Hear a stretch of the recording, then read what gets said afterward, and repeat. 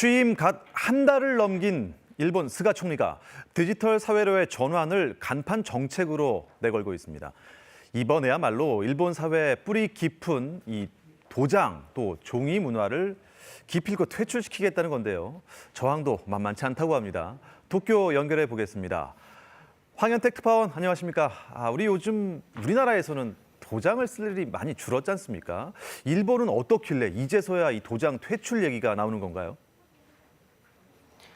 네, 일본에서는 말단 직원부터 층층이 위로 올라가는 결제 도장이 필수로 여겨집니다. 반드시 도장을 찍어야 하는 행정 절차의 종류도 무려 11,000여 가지에 이르는데요. 예를 들어보겠습니다. 이제 막 결혼한 신혼부부가 구청에 혼인신고를 하고 있는데요. 일본 호적법은 혼인과 이혼 등을 신고할 때 부부 두 사람은 물론이고 그 외에 증인 2명의 서명과 도장을 반드시 받도록 하고 있습니다.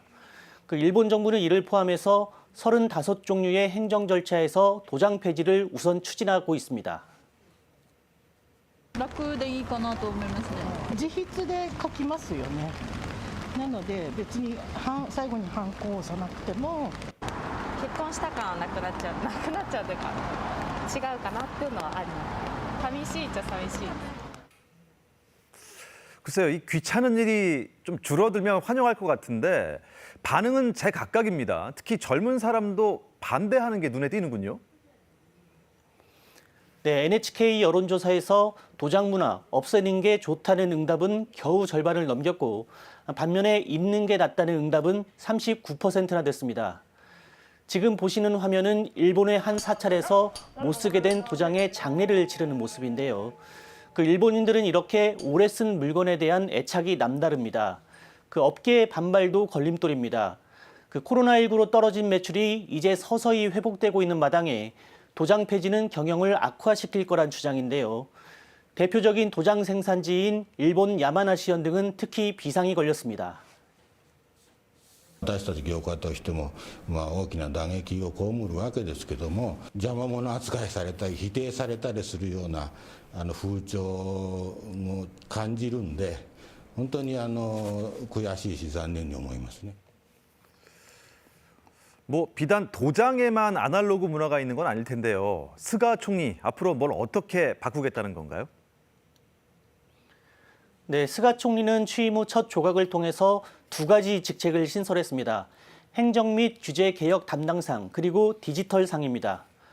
행정개혁 담당상은 당장 정부와 기업 내에 불필요한 아날로그 행정을 찾아내서 없애고 디지털화를 총괄하는 정부의 디지털청은 내년 하반기에 설치하려고 추진 중입니다. IT정책 기본법 개정안도 새 통신 규격인 5G 등을 반영해 내년에 정기국회에 제출할 방침입니다. デジタル庁は強力な司令塔機能を有し、官民を問わず能力の高い人材が集まり、社会全体のデジタル化をリードする強力な組織とする必要があります。 그런데 스가 총리가 이렇게 갑자기 디지털 전환 정책을 밀어붙이는 이유가 뭘까요? 네, 우선은 코로나19에 호되게 당한 경험이 있기 때문입니다.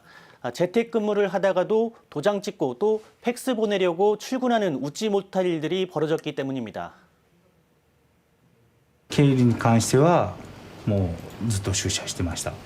世の中のその水準の流れとちょっと反してるように感じる部分もありますし、なくしたいなっていう思いはありました。 여기에 보다 근본적인 배경도 있는데요.